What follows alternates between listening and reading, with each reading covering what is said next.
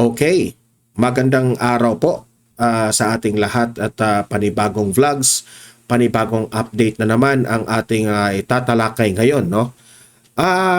Pag-usapan natin itong si Presidente Bongbong Marcos na nagsalita na nga ito, no? Nag-react na nga siya sa sinabi po ni VP Sara na I want a bloodbath na impeachment trial, okay? So, tingnan po natin at pakinggan natin si PBBM kung ano yung reaction niya dito, no? At may nabanggit pa itong si PBBM na nag-trending ngayon na tinanong siya kung ikaw ba ay willing na makipagbati sa mga Duterte. Sabi niya, he is so willing.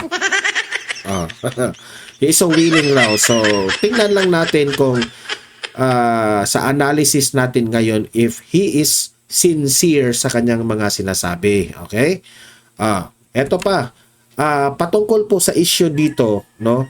Ito pong si Attorney Salvador Panelo, itong dating ng legal counsel ni former President Duterte, nagsalita na rin, no? Ito sa patungkol na naniniwala ka ba sa sinabi ni Bongbong Marcos na he is willing and sincere na makipagbati sa mga Duterte.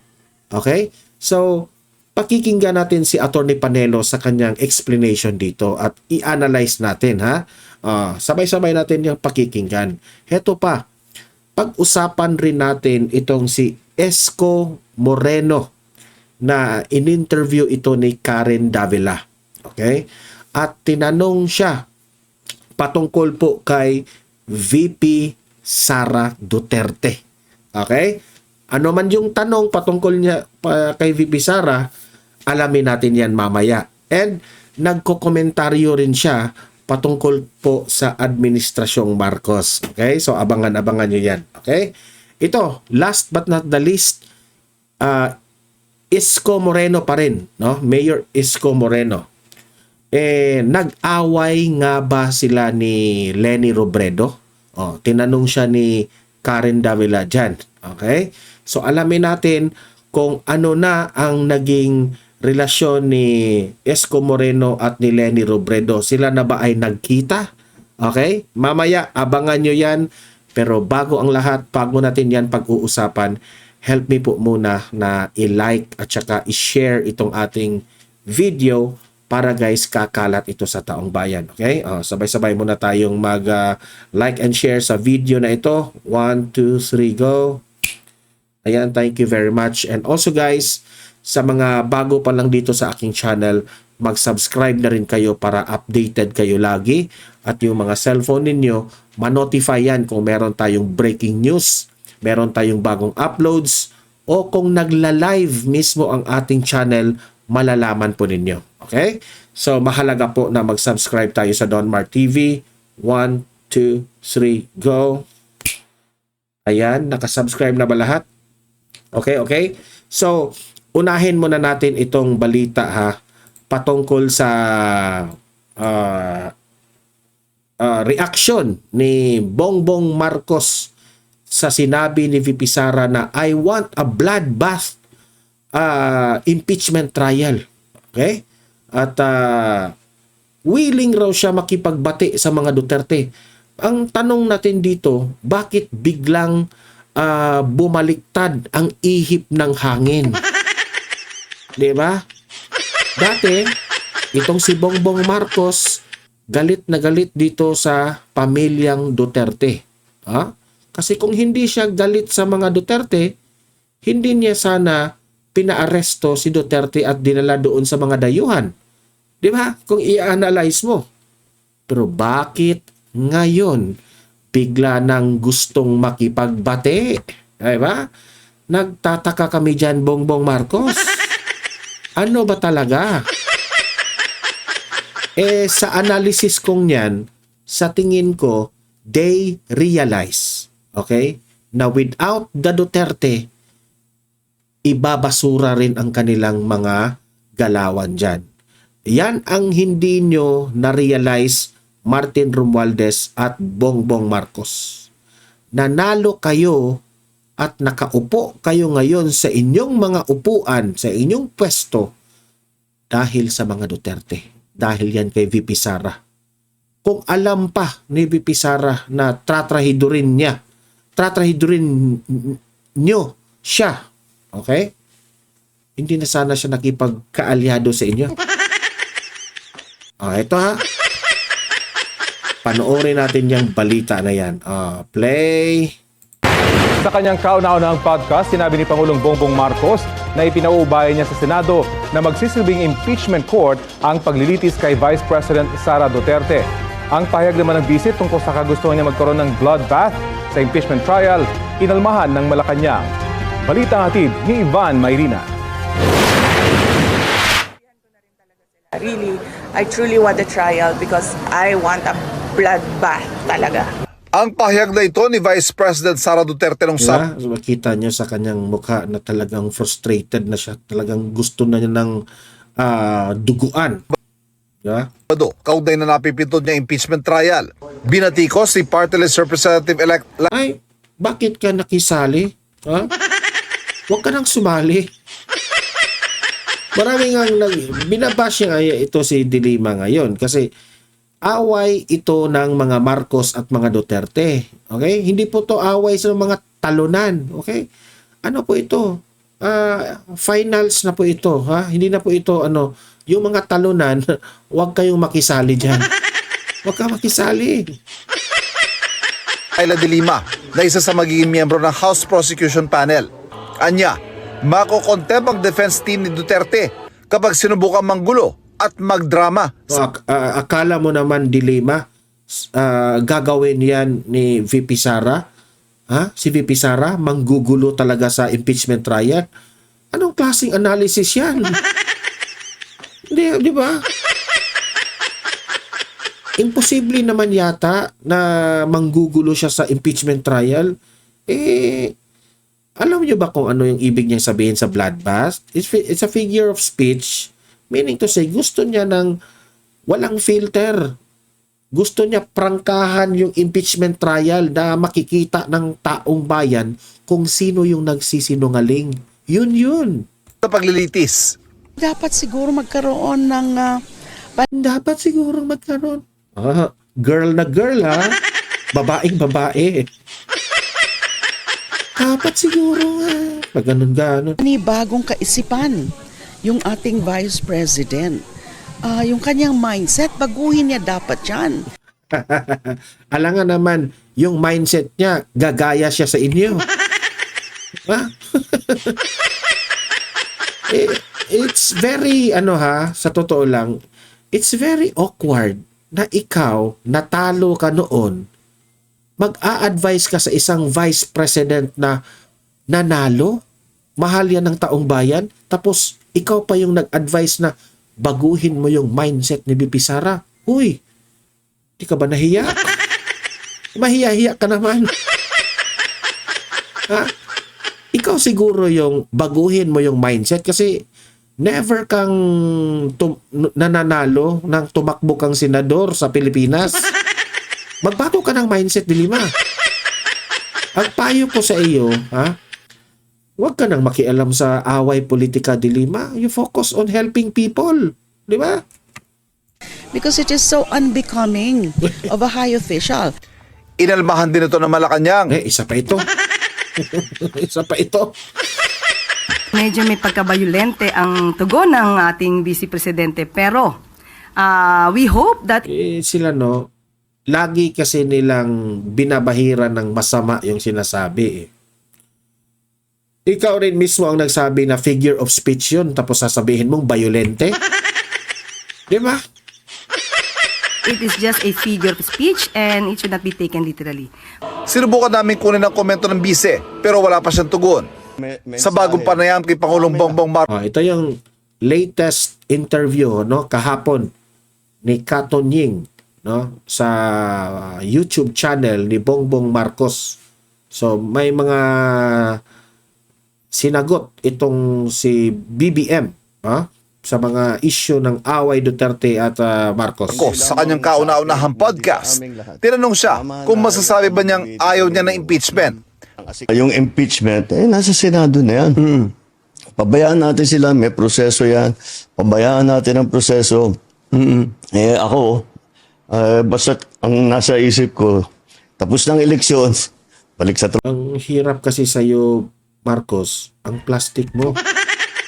Plastic ka kasi. Ako, alam mo ba kung anong advice ko sa'yo, Bongbong Marcos? You talk. Ha? Kung ano yung sinasabi ng puso mo. Hindi yung nagsasalita ka para you pretend, ha? Para magugustuhan ka ng taong bayan. Hindi po ganun. Do not pretend. Wow. Gawin na natin lahat. With the new lessons learned. Bukas din daw ang Pangulo Learn daw. New lessons learned. Sa tingin ko, natutunan nyo ng nalaman, nagising-gising kayo na mas mahal pa rin ng taong bayan ang mga Duterte, hindi ang Marcos. Nagising kayo, di ba? na makipagkasundo sa mga Duterte. Gusto ko makasundo sa lahat ng tao. Mas maganda, marami na akong kaway. Gusto niya nang makisundo si Duterte. Ito analysis ko.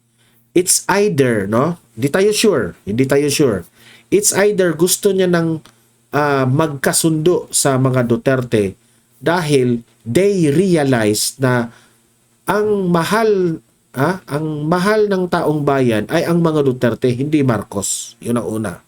Pangalawa, gusto nilang magkasundo kasi natatakot na sila. Nabubuking na sila na lahat ng mga propaganda na ibinabato nila sa mga Duterte ay wala. Pamumulitika. Okay? Kaya nga, nung sinabi ni Bibi Sara na I want a bloodbath impeachment trial, doon sila nagbago ng ihip ng hangin. Para silang natakot na iba na ito Hindi na nagbibiro si Bibi Sara.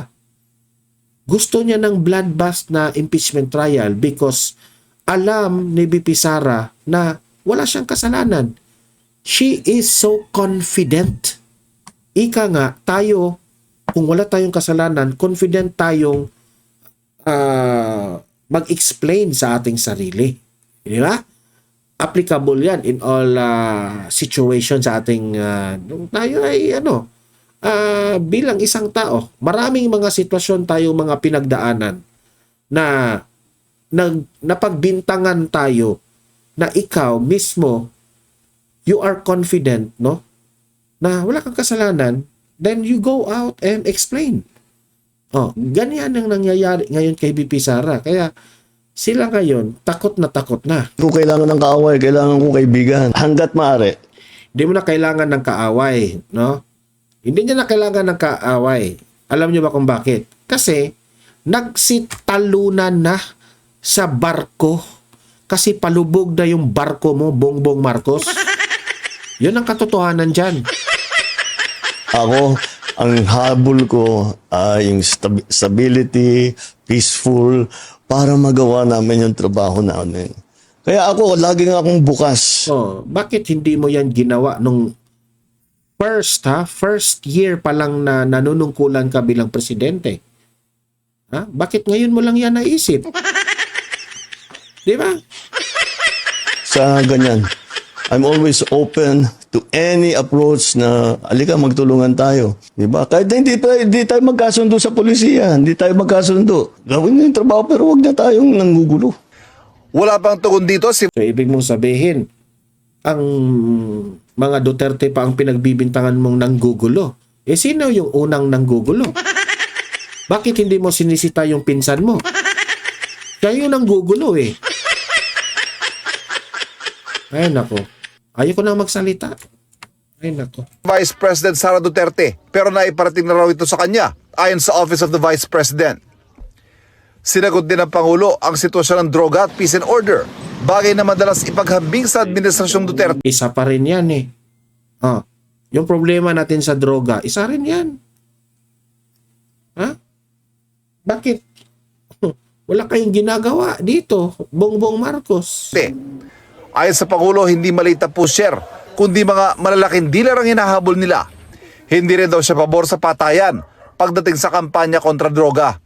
At kahit ano pa man daw ang dato sa krimen, ipinag-utosan niya sa pulisya na paigtingin pa ang police visibility para mapanatag ang loob ng mga mamamayan. Siguro, dapat nga talaga maging mas mabagsik talaga. Dahil wala kailangan talagang maging mas efficient ang mas mabilis. I want to be respected but maybe fear is better. Gusto raw niya na respetuhin siya, na kakatakutin siya ng ano yun? Matatakot sa kanya yung tao. Parang ginagaya mo na si former President Duterte niyan eh. Alam mo talaga, Bongbong Marcos, weak ka talaga. Tama yung sinabi ni Tatay Digong. Kaya nga, yung mga gabinete mo, hindi sila takot na maging tamad sa kanilang trabaho kasi wala ka weak ka Hindi sila takot sa inyo Hindi sila takot. Aminado naman ng Pangulo na hindi nakuha ng kanyang mga kandidato sa alyansa ang resultang naisana nila nitong nagdaang eleksyon. Nagsawa na ang Pilipino sa politika. Sawan-sawa na sa politika. Sawa na sa politika. Pero bakit panay banat mo sa mga Duterte? Sinabihan mo pang parang bumibili lang ng suka. Ikaw yung bumabanat, di ba? Tapos sasabihin mo ngayon, sawa na ang mga Pilipino Ikaw rin yung gumagawa dyan Disappointed ang tao sa serbisyo ng gobyerno. Disappointed ang tao sa serbisyo ng gobyerno. Sino yung gobyerno? Sino yung nagpapatupad sa mga gobyerno? Ikaw yung presidente. Di mo ba na-realize yun? Nakakatawa ka naman. Hindi nila nararamdaman at Hindi na nararamdaman. Bakit wala kang ginagawa? Di ba? Bakit wala kang ginagawa? So, you are just one way of saying na inaamin mo na you are a failure. Inaamin mong palpak kayo. masyadong mabagal ang galaw ng Masyado raw mabagal yung galaw. Buti alam mo. Ha? Buti alam mo. Kasi ikaw yan. Buti alam mo. buo ng mga project na hindi pa nila maramdaman. Nang maupong Pangulo, masyado raw nilang pinagtuunan ng pansin ang mga malalaking proyektong pangmatagalan pero hindi agad ramdam ng tao. Tulad ng pangako niyang 20 pesos kada kilong bigas na inabot ng 3 taon bago na isa katuparan. Pagsiguro ng Pangulo, nakikinig ang Administrasyong Marcos sa hinaingat pangangailangan ng mga Pilipino at hinahanapan daw nila ng solusyon ang mga ito. Ivan Mayrina nagbabalita. So, at least si Bongbong Marcos umamin rin. But it's too late. Bongbong Marcos, ano na lang, irespeto ka na lang namin dahil ikaw ang kasalukuyang presidente. You will finish your term. Okay, let's just say you will finish your term. Pero pagkatapos niyan, no, wala na. Wala ka ng future sa politika at yung mga kaalyado mo. Pati yung anak mo, wala na. Wala na talaga. Palubog na talaga yung pangalan niyo na Marcos. Heto, yung chief dating legal counsel ni former President Duterte nag-react din patungkol dito sa issue na ito. Okay? Na willing makipagbati si Bongbong Marcos sa mga Duterte. Ito yung reaction ni Attorney Panelo. Attorney, pasok. And going back to our top story, President Marcos saying he's willing to reconcile with the Dutertes, but is the Duterte camp really willing to accept this offer? Joining us now, former Chief Presidential Legal Counsel Attorney Salvador Panelo. Attorney Panelo, good afternoon and welcome to Dateline Philippines. Good afternoon, Stanley. It's good to have you here now. We've seen that report, President Ferdinand Marcos Jr. willing to reconcile with his political enemies, the Duterte family in particular. What do you make of that move? Well, you know, as far as 2 or 3 months ago, a mutual friend of ours made a move asking me if it is possible to reconcile the two. I said, that's very possible, because this particular mutual friend of ours is afraid that if the two does not reconcile, it will create a political upheaval. And I said, you start doing that, and I don't think the Dutertes would not welcome that, because they've been saying that all they want is peace in this country. Now, I told him also that all you have to do is to tell the former or the president, Marcos Jr., to stick with his position of no jurisdiction. If he brings back the former president in the Philippines, then there will be reconciliation. And it's not very hard to do that, Stanley. All he has to do is to ask ICC to bring back the former president. Actually, may point si Panelo, di ba?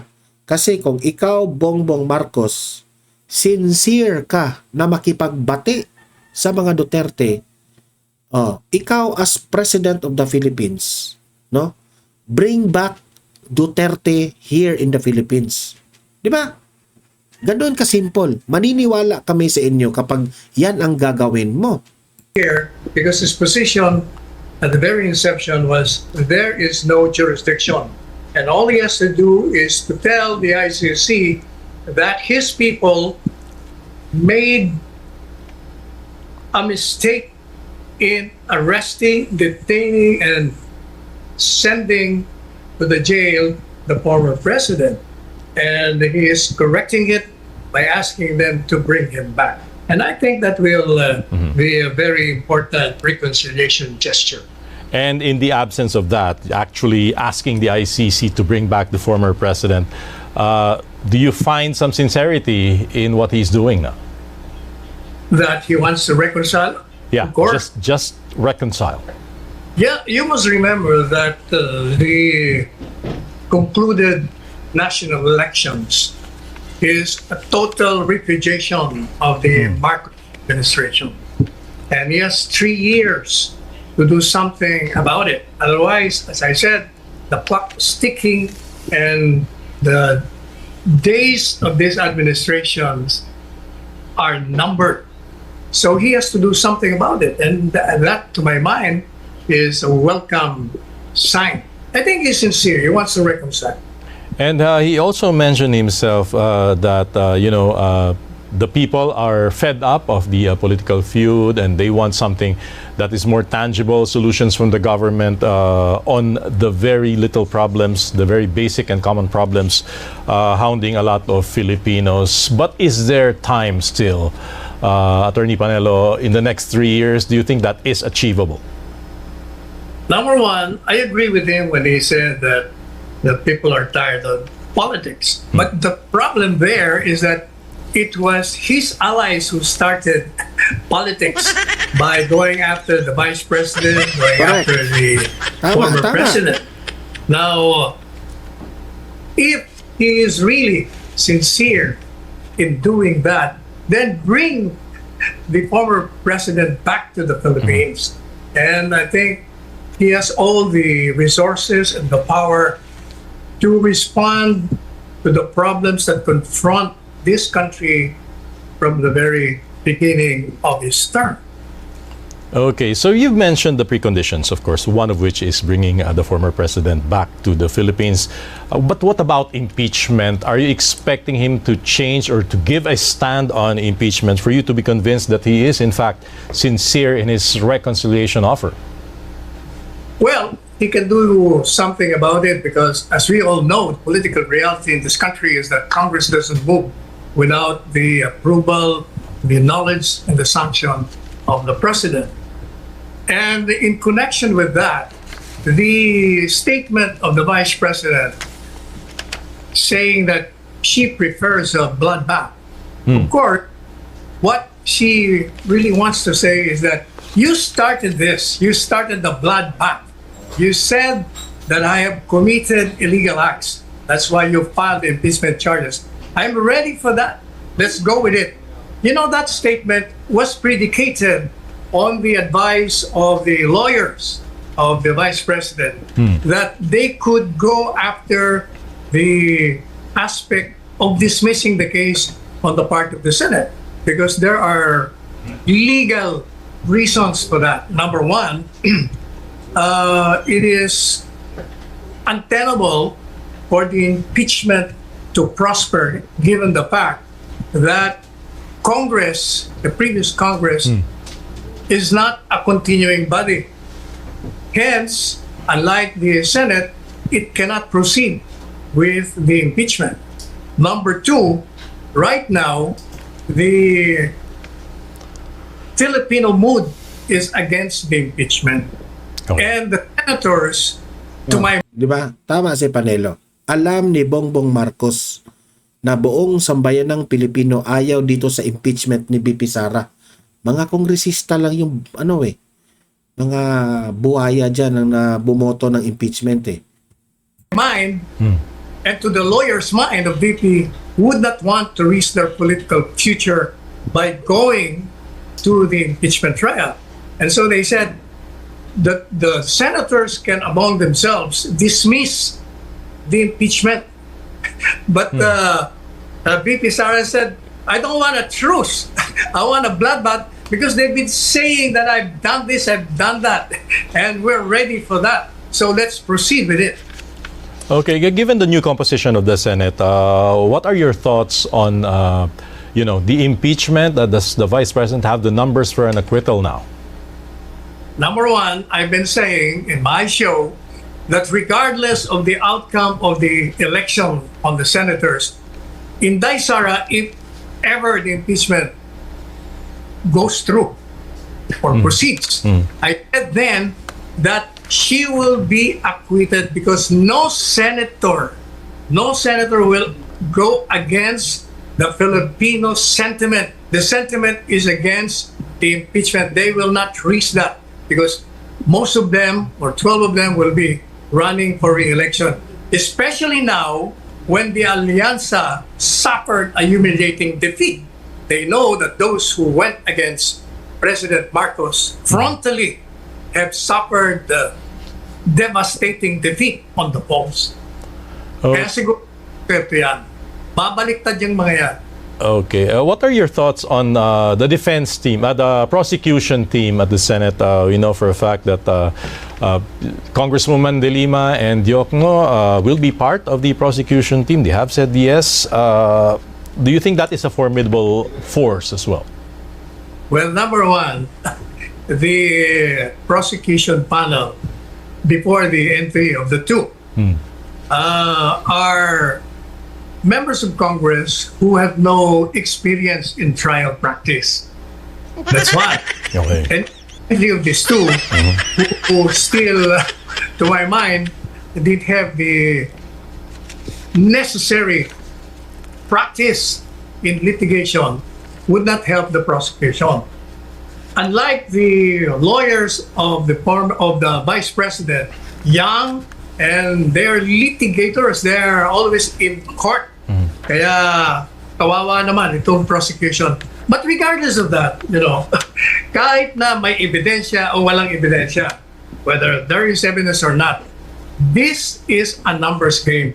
I do not think the senators, even assuming that there is evidence, will vote on the basis of the evidence presented to them. Since the issue is political, they will look after their future. They will not go against the Filipino people voting against the impeachment. They will go with the Filipino people. Siguradong yan ang mangyayari dyan, Stan. Yeah, that's right. Because even So tama si Panelo. I know it's a numbers game, sabi niya. No? Magkakampihan na naman kung sino yung kaalyado ninyo, di ba? Siyempre, kung sino yung kakampi ni Bongbong Marcos, they will vote for impeachment. Sino yung kalaban ng mga Duterte, they will vote for impeachment. Sino yung kaalyado ng mga Duterte, they will vote for not guilty. Okay, ganon. Pero considering na itong mga senador na ito, nag-iisip rin ito sa kanilang future, sa kanilang political career. If they want to preserve their name,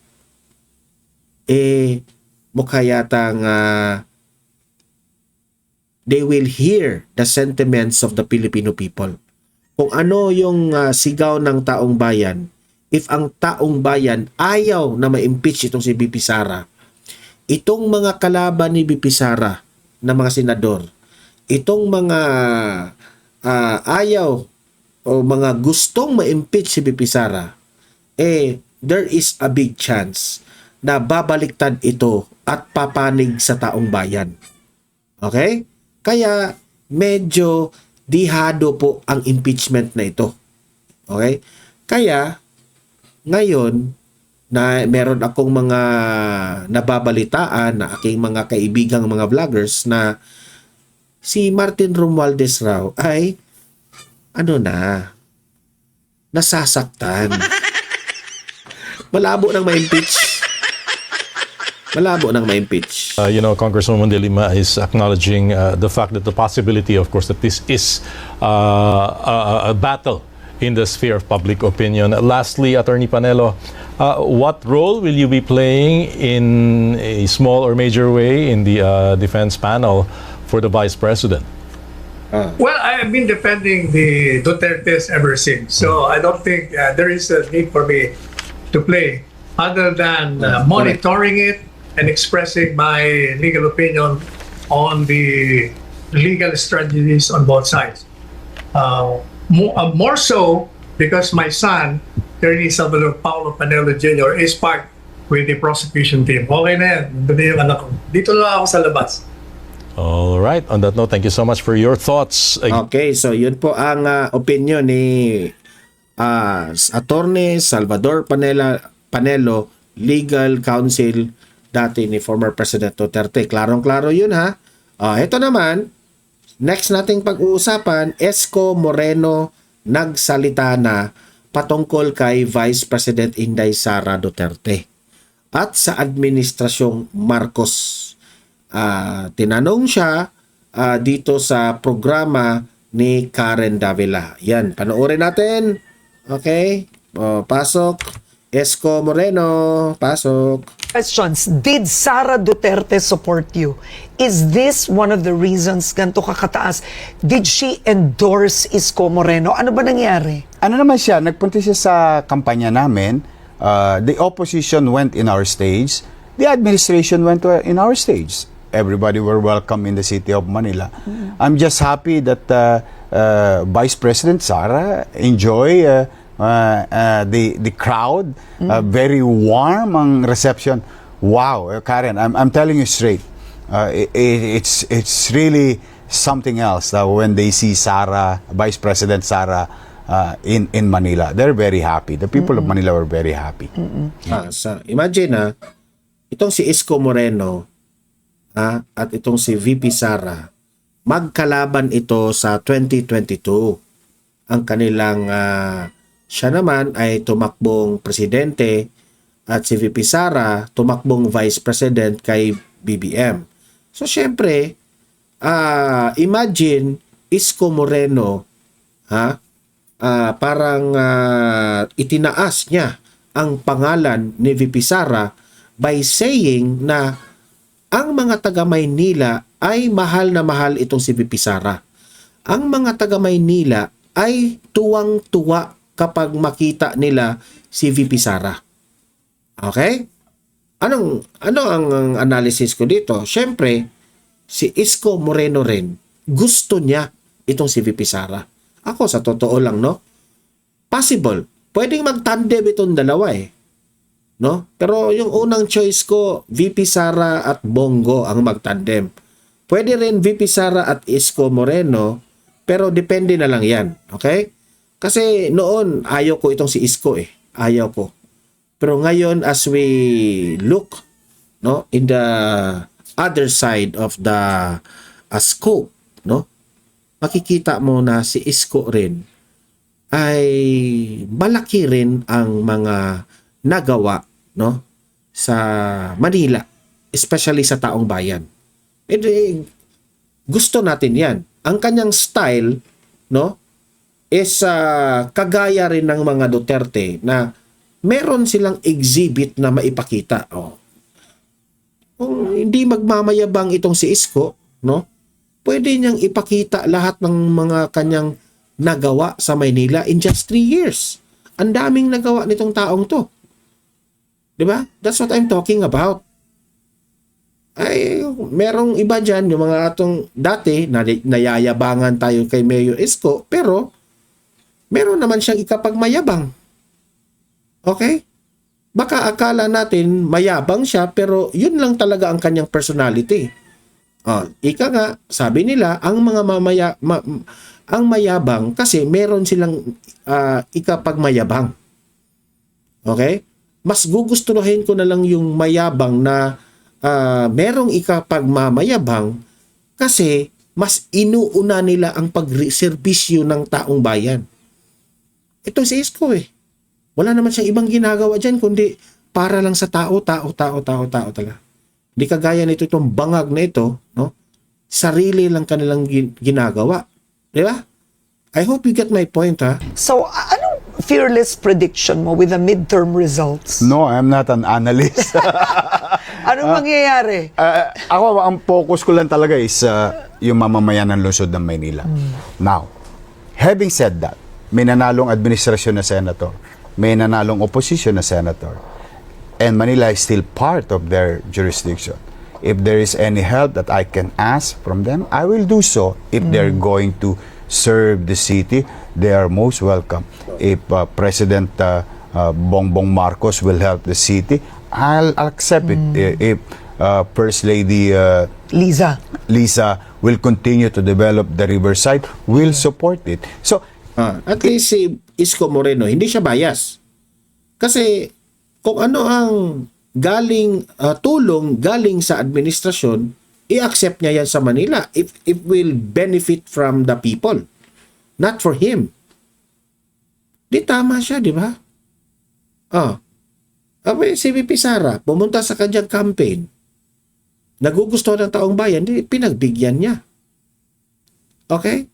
Patuloy. it's all about the people of Manila. I'm just an instrument. Ano ko nandoon lang ako sa pagitan. Yeah. Now, if I can be a bridge to any parties, any group of people that will help the city of Manila, of course, why not? Because Okay. that's my primary goal.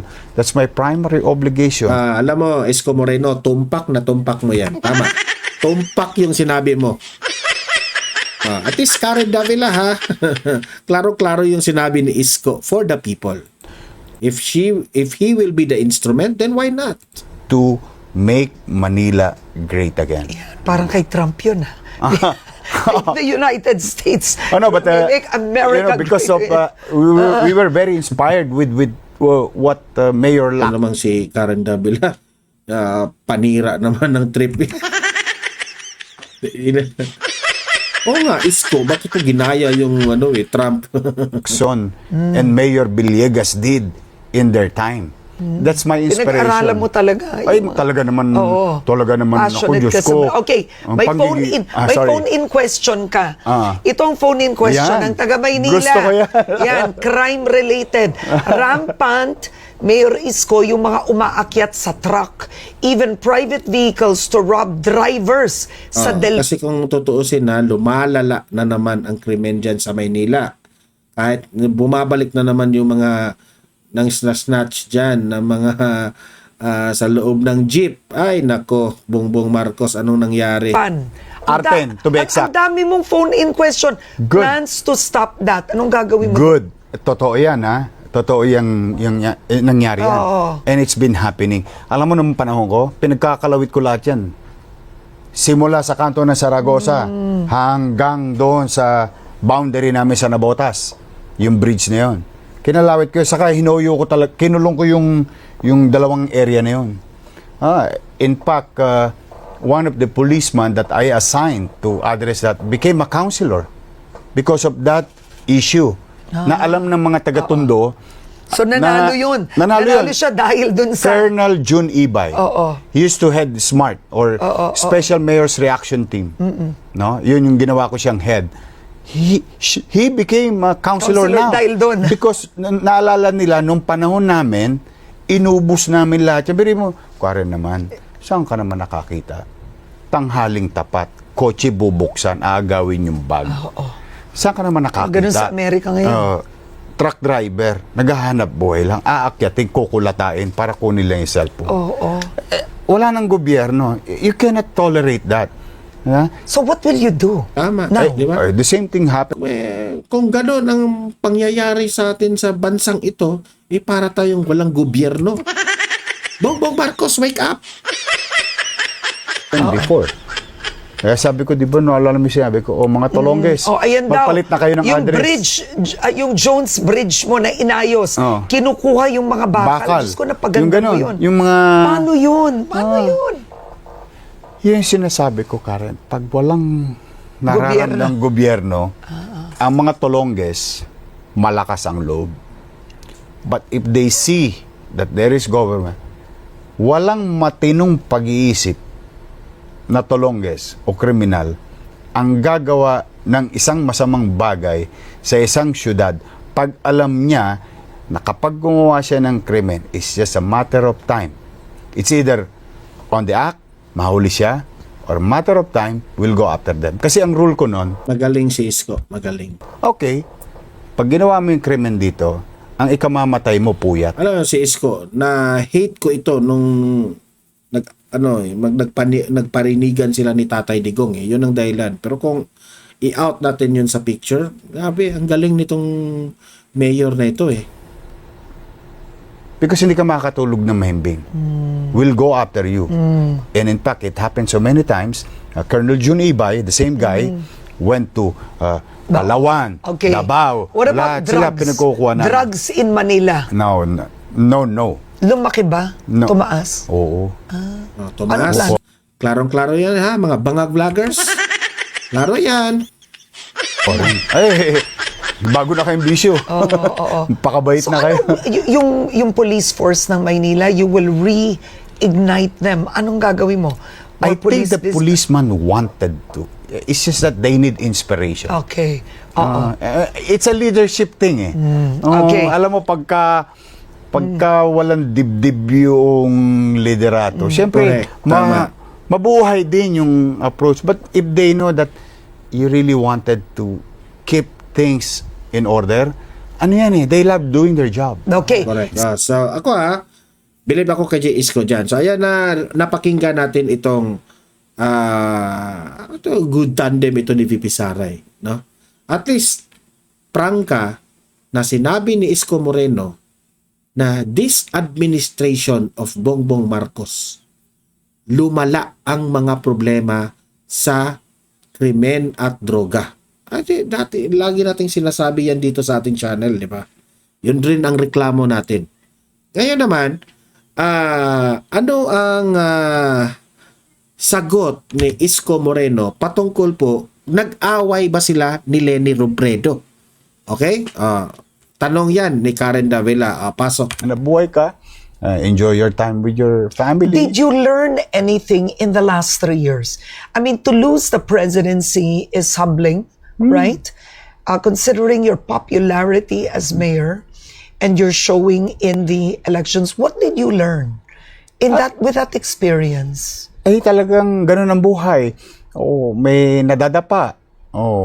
Pagka nadadapa ka, di tayo ulit, bangon ulit. Parang sa akin, Karen, laging walang mawawala sa akin. Dahil lahat ng meron ako ngayon, wala naman sa akin nung araw. So I'm always grateful to God. No, pag ako nabigyan na naman ng pagkakataon, nagbubuti naman talaga ako. Oo. Kung wala naman, I move on and just be grateful of what I have. Sometimes sa buhay naman natin, Karen, yung ma-appreciate mo kung ano yung nasa harapan mo. Nagsisisi ka ba? Maraming nagalit sa'yo. Ang point doon, always be grateful kung ano ang nasa inyo ngayon. Ang pananaw nila, inaway mo si Leni Robredo?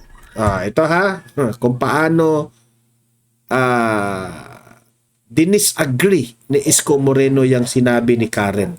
Anong, nagbati na ba Hindi kayo? ko inaway si Lenny Robredo. Ah. With all honesty, hindi ko siya inaway. It was, I don't know. Alam ko I just, sumama loob mo sa kanya. no, basta, that is water under the bridge. I don't Okay. want to answer those things anymore, but just to, the records will show, no, hindi ko No. siya inaway. Okay. Hindi ko siya inaway talaga. Have you spoken to each other after the elections? Hindi pa kami nagkita. But some of their group, I help. Ayun. Kasi ito naman kasing si Lenny Robredo eh. Nakakatawa rin kasi ito sa paminsan-minsan eh. Okay. So, Yes, kumbaga, that- nagtulungan na kayo. Yeah, they asked for it and I help in my own little way. Oo. So, tinulungan- Sino Bam Aquino? Bam Aquino. Kiko I voted Pangilinan. for Bam Aquino. Oo, Kiko Pangilinan. So, kumbaga, basta- yun ang healing nyo. Hindi, ako naman wala naman ako masyadong pait sa buhay. No, pag nadapa ako and learn my lesson. Oy, meron akong kurikong dito. Ayan yung kasalanan ko nung araw. O ayan yung pagkakamali ko nung araw and learn my lesson from it. Then we move on. Then try to mend your ways. And if people are willing to, alika, bati-bati na tayo. Okay naman ako. Ay mahirap magbuhat ng bangko. But I am pretty sure about what I did in the past 3 years and this election. Even those people at the time who hurt me so much, wala. Binoto ko na, pinaboto ko pa, kinampanya ko pa. Okay. So, ibig sabihin, it's not about our politics. It's always about serving the people. Kung alam ko naman magaling ka, mabuti ka naman, bakit hindi ka namin iboboto? Now, Honey Lacuna, isipin mo ate ang tawag mo. Yes. Well, malala sa Pilipinas, no, yung pamilya nga nag-aaway dahil sa politika. What happens now? Number one, there's a formal transition. Kailangan yun, right? I hope. Formal transition of documents. I mean, you'd have to go through that together. Yes, but it is their obligation to submit. Kasi you're the incumbent. You have to submit it to the incoming. We're just waiting. Oo, so naghihintay ka. But do you think, honestly speaking, today, with what's happened nung campaign, you will be able to make amend? I mean, Sabi ko nga sa'yo, Karen, ang bilis ko makamove on sa buhay. In fact, wala nga kayo narinig sa akin yung kampanya. I just answer it with the people. May tanong ang taong bayan, sinasagot ko. And lahat ng akusa nila sa akin, inamin ko. Ito po yung akusa, ito po ginawa ko. O bakit ko po ginawa yan? Ito po. At naintindihan ng tao, why? And I think the results of the election speaks for itself. And I'm happy about it and I move on with our lives. And nung nga pala, ma-share ko lang sa'yo. When I was proclaimed, being proclaimed at the time. And I said, kasi nakita ko alimpuyo ng tao talagang nanggigigil yung galit na galit. Well, you can feel it, no? Even pati yung mga partido nila na nanalo, iba yung mood. Tapos yung pag kami nanalo, iba yung jubilation. At saka sabi ko, no, paupain nyo na ang damdamin ninyo. Ako, let's start healing each other. Yan ang exact word na sinabi ko. Ang tagubilin ko na sa lahat na start healing each other because at the end of the day, tayo mga taga Maynila rin magkikita-kita sa finals. And I think that is a message sent to the other side. Oo. Kumbaga, hindi ka vindictive na leader. In fact, I was interviewed the other station nung isang araw. Doon lang ako nagpa-interview about the other politicians who said something about me. Nung kampanya, hindi ako sumasagot. You know why? Kasi nga, katulad ng sinabi ko doon, gusto ko kasi ang maging basihan ng desisyon ng taong bayan sa pagpili is based on performance. Not on emotion. Because if you speak about, sabi di ba kanina, yung katanong mo, pamilya, it is not about us. It is the people of Manila. We're just instrument. Hindi naman to tungkol sa amin, relasyon natin dalawa. It is the relationship between the leader and your people. Yan ang- What Okay, so yun po ang interview ni Isko Moreno, no? At least alam natin yung patungkol nila kay Leni Robredo. At congratulations, Isko Moreno, ha? As what you said, ha? Make Manila great again. Di ba? Congrats. Okay, so at least marami tayong mga nakukuha at mga natutunan, no? Na mga lesson learned dito sa vlog natin ngayon, okay? So guys, libre po kayong mag-comment, mag-react sa mga itinatalakay natin at usap-usap tayo sa comment section, okay? Don't forget i-like, i-share itong video na ito para kakalat ito sa taong bayan. Sa mga bago pa lang dito sa aking channel, mag-subscribe na po kayo para updated kayo lagi, okay? Meron tayong pangalawang channel, Don Mar TV, Balitang Totoo. Mag-subscribe rin kayo doon kasi meron tayong mga videos doon na hindi natin ina-upload dito sa main channel natin. Okay? So guys, sa mga audience ko dito sa Don Mar TV, thank you very much. See you in my next video. See you in my next live. Have a great day. Have a great night. God bless po sa ating lahat. Mabuhay ang Pilipinas and God save the Philippines.